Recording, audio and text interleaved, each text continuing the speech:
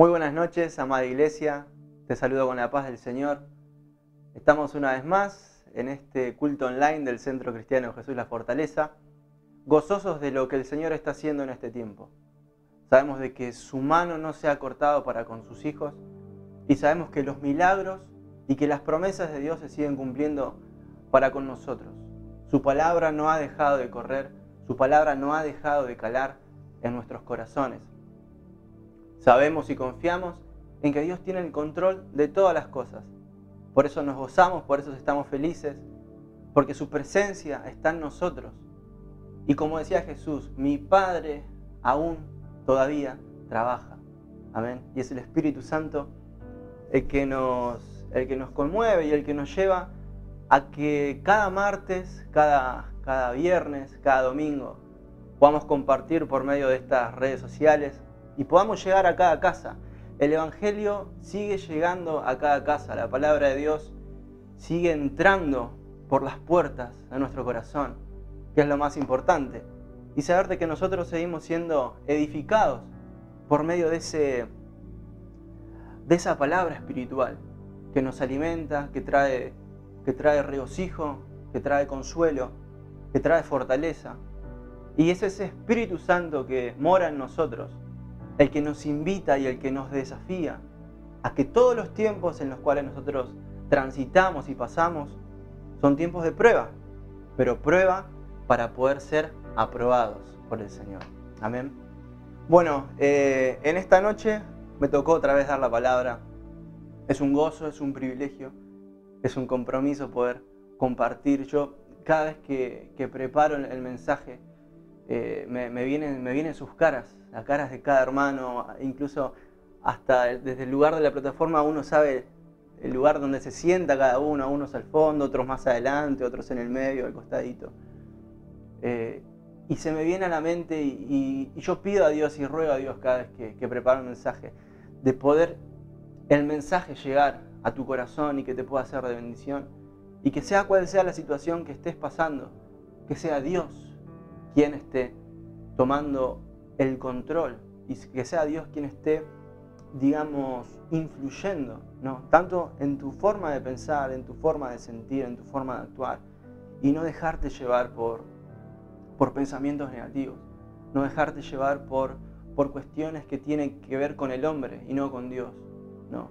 Y por eso para mí es una responsabilidad y es un gozo a la vez poder bendecirte con la palabra de Dios, que no es palabra de hombre, no es una palabra que pasa, sino que es una palabra eterna. Así que bueno, sin más, vamos a orar antes de arrancar de compartir la palabra. Te invito a que cierres tus ojos ahí donde estás y oremos. Señor, amado Dios, te damos gracias, Señor, por estar juntos, Señor, por estar comunicados, por estar en un mismo espíritu. Gracias, Señor, porque sabemos de que tu mano no se ha cortado. Señor, tu presencia está con nosotros y en nosotros. Señor, nuestra entrada y nuestra salida te pertenece.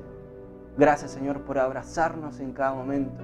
Gracias, Señor, por levantar nuestros brazos, Señor, cuando estamos caídos. Gracias, Señor, por abrir nuestros ojos espirituales y nuestros oídos de la fe, Señor, cuando estamos en circunstancias, Señor, que son difíciles. Gracias, Señor, porque compartimos esta fe, porque compartimos esta gracia, que no viene de hombre, Señor, que no es una institución la que la impone, sino que es el reino de los cielos traído, Señor, sobre tu creación y sobre tus hijos. Gracias, Señor, por habernos llamado como iglesia. Gracias por haber conformado un cuerpo y un pueblo, Señor, el cual te sirve y el cual te honra y te glorifica. Señor, te ruego que esta palabra, Señor, que vamos a compartir en este viernes, en esta noche, Señor, pueda ser de bendición, Señor, para nosotros. Tu palabra nunca vuelve vacía. Y por eso te agradecemos, Señor, y te damos todo el reconocimiento. Amén y amén. Muy bien. Bueno, yo me ponía a pensar en estos días en qué preparar, en qué compartir, en qué dar. Y nosotros no podemos salir y no podemos ser ajenos a las circunstancias y a la situación que nos toca vivir. Tanto como decía hace 2 semanas, tanto a nivel mundial o a nivel global, como a nivel pueblo de Dios. no somos ajenos a las cosas que están pasando, no somos ajenos a voces, ¿no? o a situaciones que se nos presentan que son desconocidas. Pero Dios me hablaba y Dios me mostraba de que las plataformas sobre las cuales se da el mensaje del Evangelio han sido reestructuradas y ha sido cambiado. Y esto es para bien. Por eso yo me gozo en estos tiempos en los cuales la iglesia está siendo llamada a volver al mensaje de la cruz, a volver al mensaje cristocéntrico. Muchos han optado por darle mucha énfasis a teologías, ¿no? Teologías como la prosperidad, ¿no? O teología de la sanidad, ¿no? O caemos en cuestiones que tienen que ver netamente humanas, del hecho de que pensar que nosotros controlamos ciertas situaciones. Y me gozaba porque si bien había sido reducido el Evangelio a muchas de estas cosas, hemos vuelto al Evangelio y al camino de las bienaventuranzas. Las bienaventuranzas que dice que es más que feliz el pobre de espíritu, más que feliz los mansos, bienaventurados los perseguidos, bienaventurados los que tienen hambre y sed de justicia. Entonces, esto es una buena noticia. Es una buena noticia porque como iglesia estamos recuperando la identidad del pueblo de Dios. Estamos recuperando el propósito y el llamado por el cual el Señor nos trajo de tinieblas a la luz. Y como les decía días atrás, que el Señor me mostraba historias, ¿no? Bíblicas, siempre relatos bíblicos, que daban cuenta de situaciones extremas. Y una de ellas era cuando el rey Nabucodonosor había levantado una estatua. Dice una estatua de oro, una estatua que tenía 30 metros de alto, sería 60 codos, dice la Biblia, y 3 metros de ancho. Y yo me puse a fijar cuánto mide el obelisco, y el obelisco mide 68 metros de alto. Entonces, en proporción, la estatua de oro medía la mitad del obelisco de alto. Entonces, fíjense cuál era la motivación, ¿no? Del rey Nabucodonosor de levantar una estatua y en pos de que todos, gobernantes, sátrapas, se postraran ante esa estatua que él mismo había levantado. Pero ¿qué pasa? Ante esta situación había tres jóvenes, hijos, siervos del Dios Altísimo. Dice que ellos no habían hecho caso. Ellos no se iban a postrar, ellos no iban a adorar a la estatua que había levantado Nabucodonosor. Y ellos tuvieron que pasar por una prueba. Ellos tuvieron que ser expuestos, ¿no? A un momento en el cual ellos tenían que actuar conforme a las convicciones que ellos tenían. Entonces, esto está en Daniel capítulo 3. Ante este relato bíblico, nosotros vemos que Sadrac, Mesac y Abednego habían dispuesto en su corazón no adorar a otra cosa o a otra persona que no sea el Dios de Israel. En el relato bíblico, Dios me mostraba y sacaba a relucir que esto se transformó en una guerra psicológica. Esto era una batalla espiritual, pero a la vez también era una batalla psicológica. Y hoy en día, si lo trasladamos un poco al hoy, ¿no? Hay muchas cosas que el enemigo quiere venir a debilitar nuestra mente. El enemigo quiere venir a quebrar nuestras convicciones.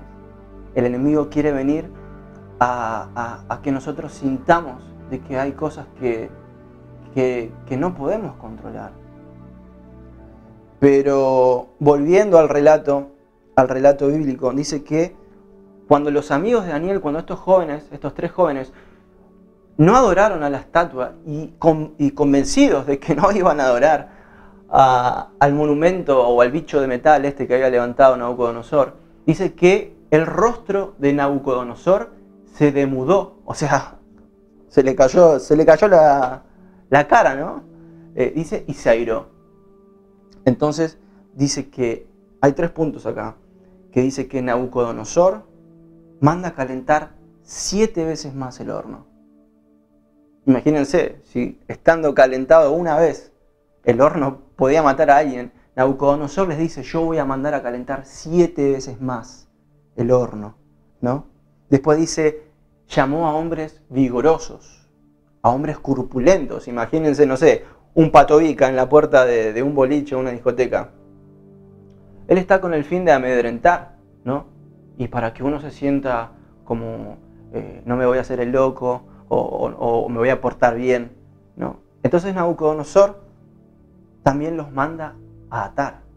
Está haciendo que tranquilamente los podían tirar en el horno de fuego y ellos iban a morir. Pero sin embargo, esto era una guerra psicológica. Nabucodonosor sabía que, o pensaba, mejor dicho, que él tenía la potestad sobre las mentes de los jóvenes. Y los quería quebrar. Por eso hacía todas esas cosas. Si de verdad los quería matar, los hubiese tirado de una y se hubiesen muerto. Pero acá hay una batalla y una guerra psicológica, la cual se estaba librando.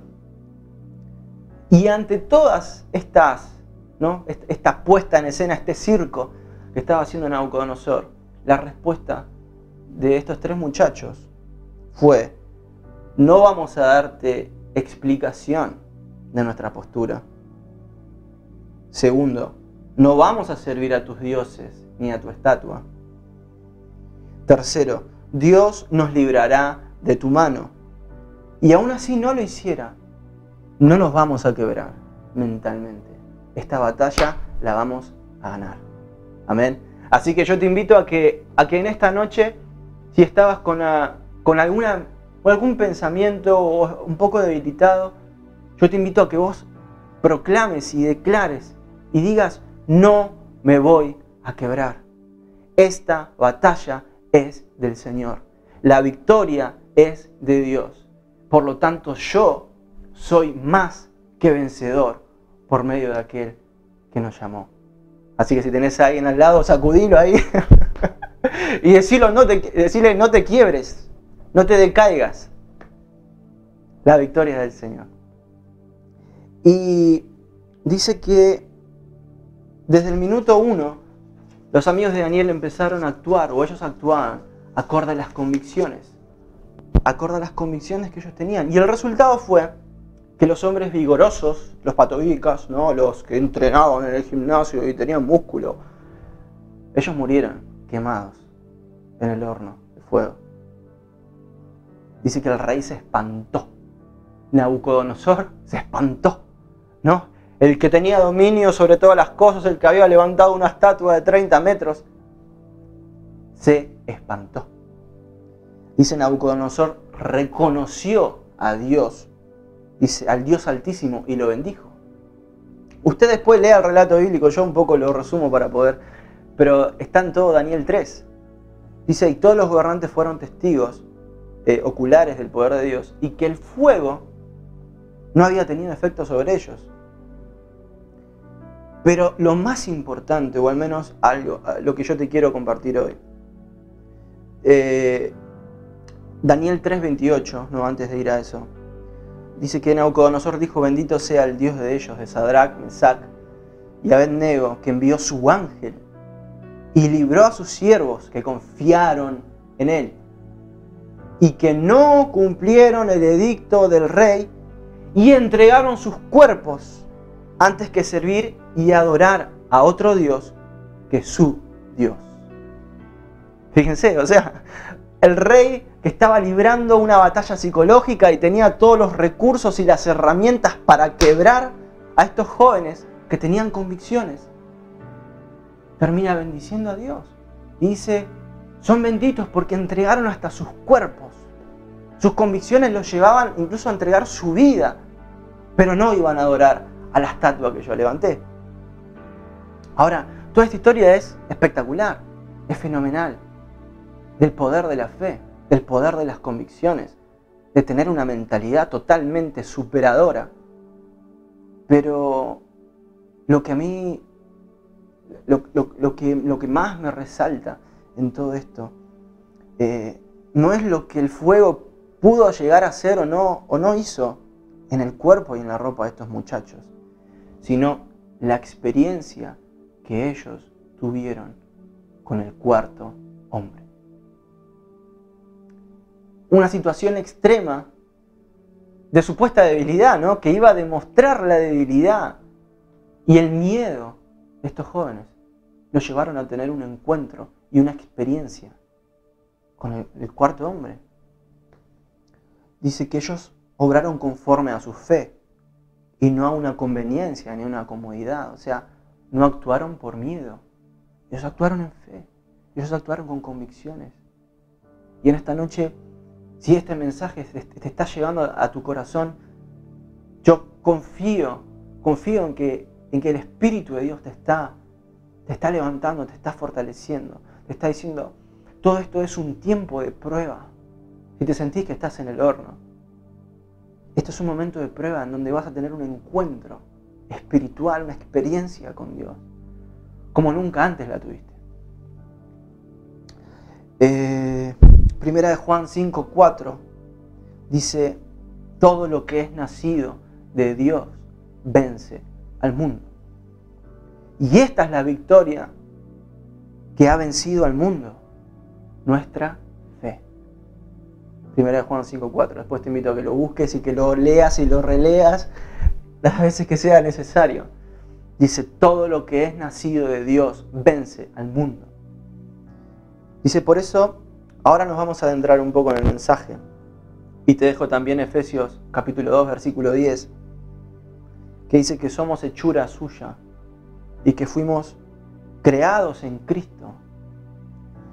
Dice, en Cristo Jesús para hacer buenas obras. Entonces cada vez que actúes conforme a tu fe y lo que dice la palabra te va a respaldar, y el Espíritu de Dios te va a dar ese poder y esas ganas y ese deseo, ¿no?, de cumplir la palabra de Dios. Dice que Él las preparó de antemano. O sea, Dios es el ideador de todo esto, de nuestras buenas obras, ¿no? Pero todo tenemos que hacerlo basado en la fe, ¿no? Tenemos que tener fe. Así que, ¿de qué manera, si le podría dar un título a este mensaje, yo le pondría la nueva normalidad. La nueva normalidad, ¿no? No esperemos a que alguien nos diga qué es normal. No esperemos a que nos planteen y nos den herramientas para vivir en una nueva normalidad. Yo creo que este tiempo va a traer una nueva normalidad, pero no como lo plantea el hombre, no como lo plantean los medios de comunicación, no como lo plantean ciertos protocolos o pasos a seguir, sino que nuestra nueva normalidad va a depender de las herramientas que nosotros le demos a nuestra mente y a nuestro espíritu. Y qué mejor manera de poder establecer bases, ¿no?, que estén solidificadas y firmes en la fe. Nosotros no actuamos por el miedo. Nosotros no actuamos conforme a la comodidad o a las cosas que van pasando alrededor, sino que nosotros marcamos una diferencia. Marcamos una diferencia. Y eso va a venir a partir de nuestra convicción y de nuestra fe en el Señor. Por eso, para adentrarnos en el primer punto, yo le di al primer punto, el primer punto, le di que tenemos que tener una mentalidad de conquistador. Decirle al que tenés al lado, si no sé, tenés a tu esposo, tu esposa, a tus hijos, decirle mentalidad de conquistador. Mentalidad de conquistador, mentalidad de conquistador. Y qué mejor personaje para hablar de conquistador o hablar de conquista que el joven Josué, ¿no?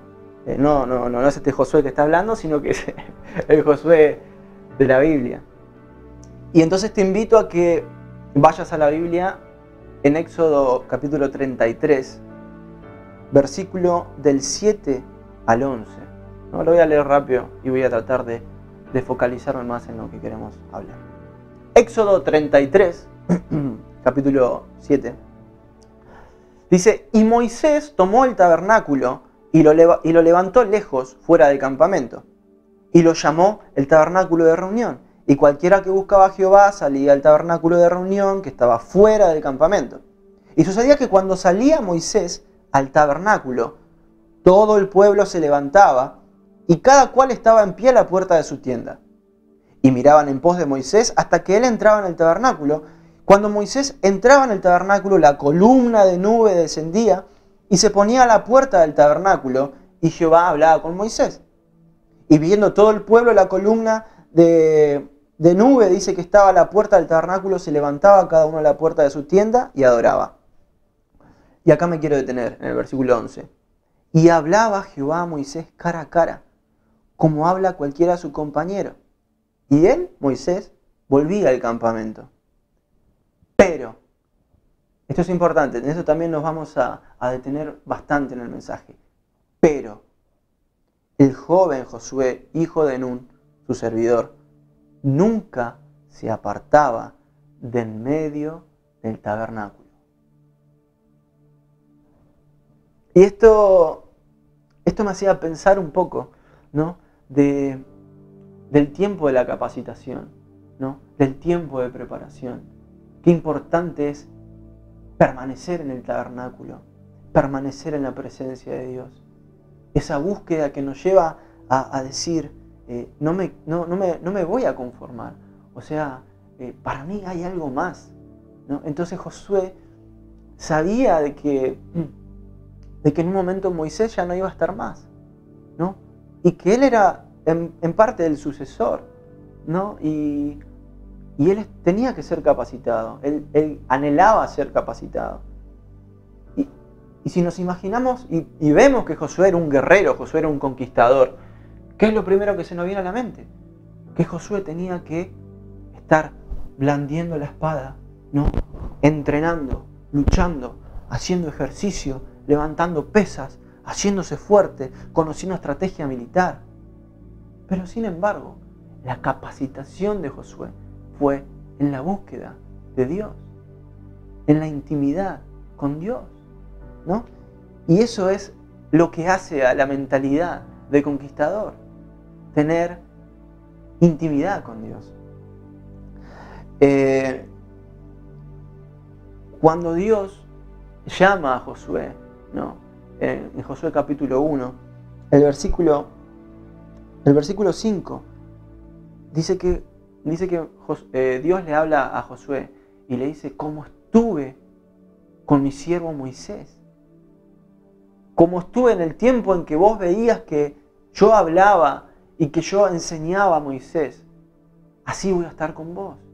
Dice: nadie te podrá hacer frente en todos los días de tu vida.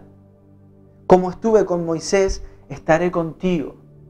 No te dejaré ni te desampararé.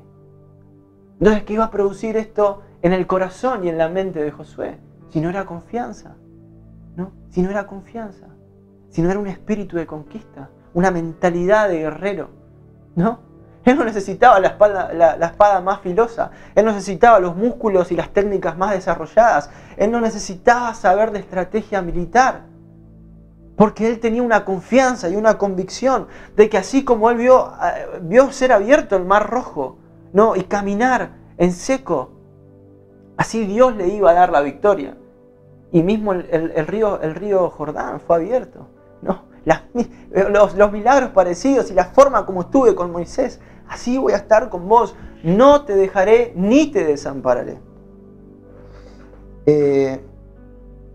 Muy bien. Todo eso le sirvió a Josué en el llamado que Dios le estaba dando. Entonces, las acciones de Josué fueron el reflejo de conocer a su Dios. Las acciones de Josué, fueron el reflejo de conocer a Dios.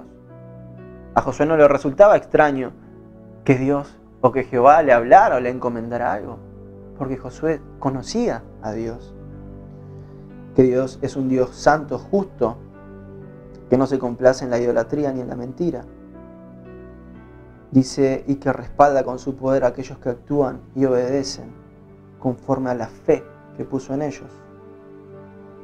Muy bien, entonces en este tiempo es donde más tenemos que entablar una comunión y la intimidad con Dios, ¿no? Eso es el punto número 1 que yo te quería compartir, ¿no? Una mentalidad de conquistador, ¿no? Tal vez no tengas un dinero para invertir en un negocio, tal vez no tengas, no sé, estés lidiando con cuestiones que tienen que ver con el desempleo, ¿no? O con alguna enfermedad, o con alguna necesidad, o con alguna incertidumbre de qué va a pasar. Pero yo te invito a que aprovechemos el tiempo y dispongamos a conocer la voz de Dios, ¿no? Porque en nuestra mentalidad es donde se van a desarrollar las acciones de fe. Y la fe es la que va a traer la bendición, ¿no? Y la añadidura.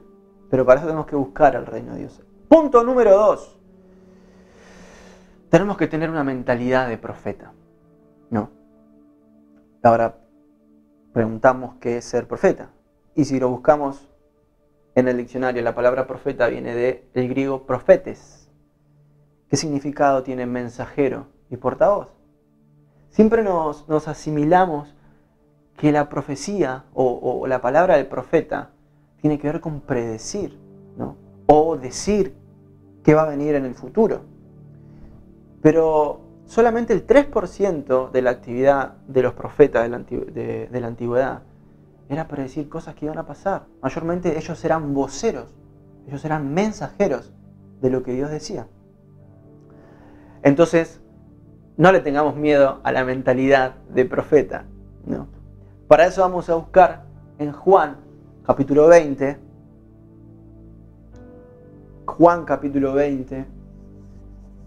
Vamos a leer desde el versículo 1. Acá Jesús había sido crucificado y lo habían sepultado, ¿no? Imagínense cuál era la situación emocional, sentimental y mental de los apóstoles, de los discípulos, de los seguidores de Jesús al ver a su maestro muerto, ¿no? Al haber visto a Jesús crucificado y sepultado. Yo imagino la desazón y el vacío, ¿no? Que se les habrá generado a nivel emocional. Pero sin embargo en esta historia vemos algo tan glorioso y tan revelador, ¿no? Que Dios trae incluso a nuestros tiempos y a nuestros días. Por eso vamos a leer lo que dice Juan capítulo 20. Dice: el primer día de la semana, María Magdalena fue de mañana, siendo aún oscuro, al sepulcro, y vio quitada la piedra del sepulcro. Entonces corrió y fue a Simón Pedro y al otro discípulo, aquel que amaba a Jesús, y le dijo: se han llevado del sepulcro al Señor, y no sabemos dónde le han puesto. Y salieron Pedro y el otro discípulo y fueron al sepulcro. Corrían los dos juntos, pero el otro discípulo corrió más aprisa que Pedro y llegó primero al sepulcro, y bajándose a mirar, dice, vio los lienzos puestos allí, pero no entró, ¿no? Este supuestamente era Juan. Juan se refiere al mismo en su libro, ¿no? Como el discípulo o el apóstol a quien Jesús más amaba, ¿no? Él se sentía amado por Jesús y lo ponía en letra. Versículo 6 dice: luego llegó Simón Pedro tras él y entró, ¿no? Juan no había entrado, pero Pedro dice entró en el sepulcro y vio los lienzos puestos allí y el sudario que había estado sobre la cabeza de Jesús, no puesto con los lienzos, sino enrollado en un lugar aparte. Entonces entró también el otro discípulo que había venido primero al sepulcro y vio y creyó, ¿no? ¿Pero qué creyó? Creyó que Jesús no estaba ahí, ¿no? Dice, porque aún no habían entendido la Escritura, que era necesario que Él resucitase de los muertos. Y volvieron los discípulos a los suyos. Y nos volvemos a centrar en una palabrita muy importante, ¿no? Que yo les dije hace un par de minutos que las tengan en cuenta, que es la palabra pero. El versículo 11 acá en esta versión de la Biblia dice: pero María estaba afuera llorando junto al sepulcro. O sea, se habían ido, tanto Juan como Pedro, ¿no? Se habían ido, pero María se quedó, ¿no? María se quedó. Dice, y mientras lloraba se inclinó para mirar dentro del sepulcro y vio a dos ángeles con vestiduras blancas, que estaban sentados, el uno a la cabecera y el otro a los pies, donde el cuerpo de Jesús había sido puesto. Y le dijeron, mujer, ¿no? ¿Por qué lloras? Les dijo, porque se han llevado a mi Señor, escuchen esto, y no sé dónde le han puesto, ¿no? Tal vez este tiempo es un tiempo en donde nosotros hay cosas que no sabemos. Vemos a nuestro presidente decir cada 15 días que la cuarentena se va a extender 15, 21 días, ya no sabemos hasta qué tiempo. Y ahí hay incertidumbre. Hay periodistas que preguntan, ¿no? O se plantea hasta cuándo, ¿no? Y si nosotros nos preguntáramos entre nosotros, diríamos, no sé. Y lo mismo le estaba pasando a María. Dice, no sé dónde le han puesto. Dice, y habiendo dicho esto, se volvió y vio a Jesús que estaba allí, mas no sabía que era Jesús. Jesús le dijo, mujer, ¿por qué lloras? ¿A quién buscas? Ella, pensando que era el encargado de la huerta, el hortelano, le dijo, Señor, si tú lo has llevado, dime dónde lo has puesto, y yo lo llevaré. Jesús le dijo, María. Jesús le dijo, María. Volviéndose ella, le dijo, Raboni, que quiere decir maestro. Jesús le dijo, no me toques, porque aún no he subido a mi Padre, mas ve a mis hermanos y diles, subo a mi Padre y a vuestro Padre, a mi Dios y a vuestro Dios. Fue entonces María Magdalena para dar a los discípulos las nuevas de que había visto al Señor. Las buenas noticias de que había visto al Señor. Vemos que un Juan tímido, ¿no? Se asomó pero no entró. Un Pedro un poquito más arrebatado entró y vio, ¿no? Pero se fueron. María se quedó y esperó porque presentía, porque sabía, ¿no? Porque quería ver el cuerpo de Jesús, a dónde lo han llevado. Había algo en ella que la llevó a tener ese encuentro que iba a cambiar la historia y la situación emocional y mental que tenía, porque ella estaba llorando, ella estaba triste. Pero sin embargo, cuando se acerca a Jesús, Jesús la llama por su nombre y le dice María. Y María Magdalena lo reconoce y le dice Maestro, ¿no? Entonces, una de las cosas que me llama la atención es que el Señor nos llama por nuestro nombre. Y para conocer la voz de Dios, tenemos que tener una intimidad con Dios. Tenemos que estar tiempo con el Señor para conocer su voz, para entender, Señor, qué es lo que está pasando. Señor, aún en mi incertidumbre, aún en mi limitación, yo sé que hay algo, ¿no? Dice que cuando Jesús la llama por su nombre, dice que se abrió su entendimiento. Dice, luego de ese encuentro con el Señor, María deja su dolor. María deja su dolor. Dice, y se convirtió en vocera de buenas noticias. Y días atrás, hace 2 días, mientras preparaba el mensaje, hay una canción, no hay una canción de la banda Kiosco que atraviesa este mensaje. Y la primera estrofa de esta canción dice así, quiero estar donde elegí, ¿no? Quiero estar donde elegí. Y María había elegido, estaba eligiendo dónde estar, ¿no? Ella quería ver al Maestro. Dice, decidí mudarme de mí.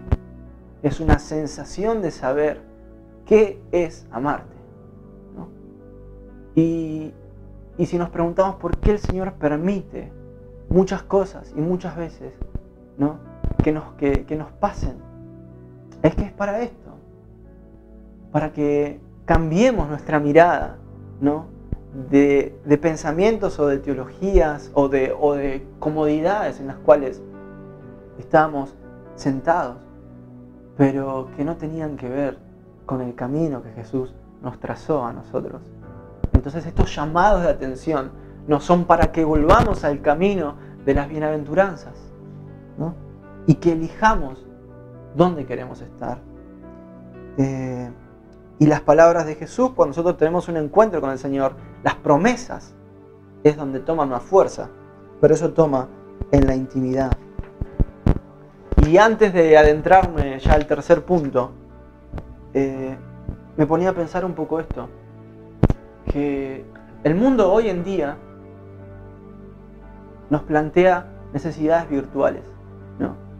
Cuando navegamos por internet o cuando estamos en YouTube o buscamos, no sé, alguien busca en internet, no sé, me quiero comprar una planchita de pelo o me quiero comprar una herramienta, ¿no?, para construir algo.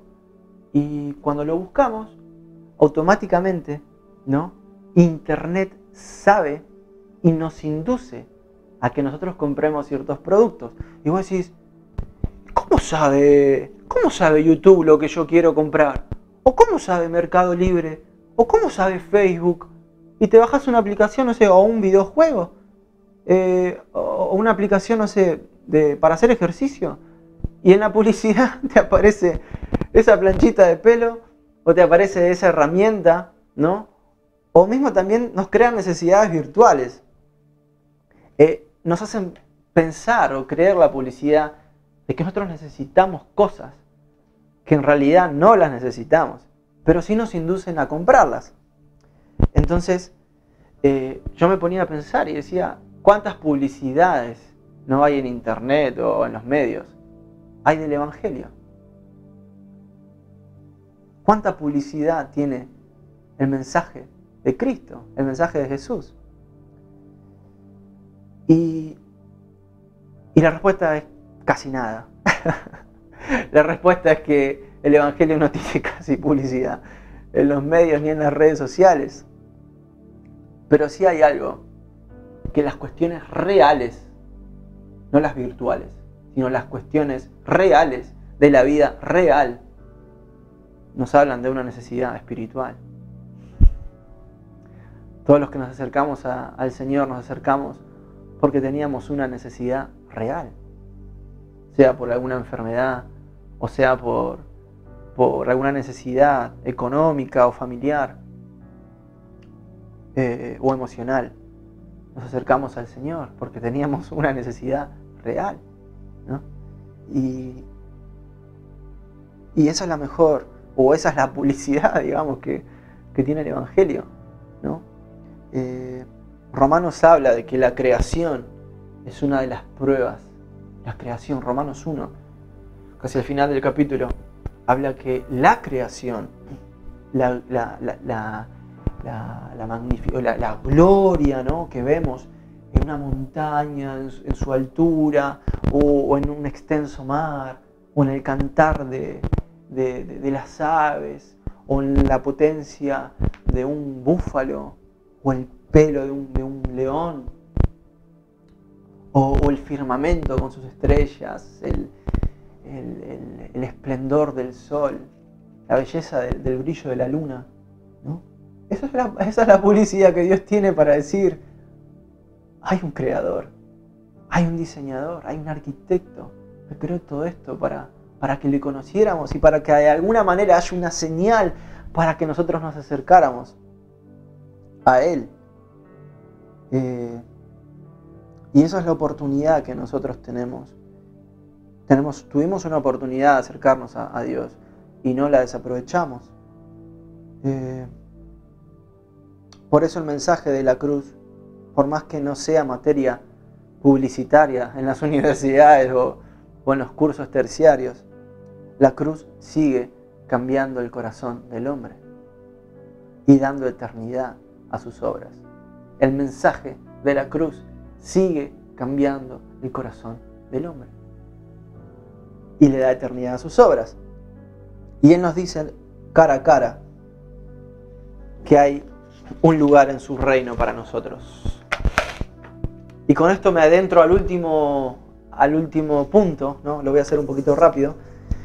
Pero dijimos mentalidad de conquistador, mentalidad de profeta para anunciar las buenas noticias. Y el tercer punto es mentalidad de llamado. Mentalidad de llamado, ¿no? Tenía pensado leerlo, pero no lo voy a leer todo. Juan, capítulo 21, si lo tenés ahí en tu Biblia, te invito a que después puedas leer toda la historia. Habla de que Jesús luego de haber resucitado, se le aparece a sus apóstoles y parte de ellos habían ido a pescar, ¿no? No sabiendo que Jesús había resucitado, ellos se fueron a pescar. Y entre ellos estaba Pedro, ¿no? un protagonista muy conocido en los evangelios, Pedro. Y dice que Jesús se le aparece en la orilla del mar, ¿no? Y los manda a llamar, ¿no? Y a lo lejos, a 200 metros más o menos, Juan se da cuenta de que es Jesús. Y le dice a Pedro, Pedro es el maestro, es Jesús. Entonces Pedro, sacándose la ropa, o poniéndose la ropa, perdón, porque estaba vestido de pescador, se pone la ropa y va y nada hasta la orilla para encontrarse con Jesús. Y una de las cosas importantes es que Jesús se presenta a Pedro, ¿no? Un Pedro que lo había negado, un Pedro que se había asustado, ¿no? Con el mismo milagro con el cual él lo había conocido. Le dice, tiren la red del otro lado, porque no habían pescado nada. Tiren la red del otro lado. Y sucedió el mismo milagro con el que Jesús se le presentó a Pedro. Imagínense lo que pasaba por Pedro, que seguramente se sentía que había traicionado al maestro, que él lo había negado, ¿no? Y yo me imagino que todos los días Pedro se iba a dormir y se levantaba con la misma pregunta. O sea, ¿qué me pasó? ¿Qué me pasó? Pedro diciendo, ¿qué pasó, Pedro? O sea, tu verborragia y tu valor, ¿no? ¿Dónde quedaron? Sin embargo, Jesús se les acerca y el versículo 15 dice que ellos comen. Y cuando hubieron comido, Jesús dijo a Simón Pedro, Simón, hijo de Jonás, ¿me amas más que estos? Le respondió, sí, Señor, tú sabes que te amo. Jesús le dijo, apacienta mis corderos, ¿no?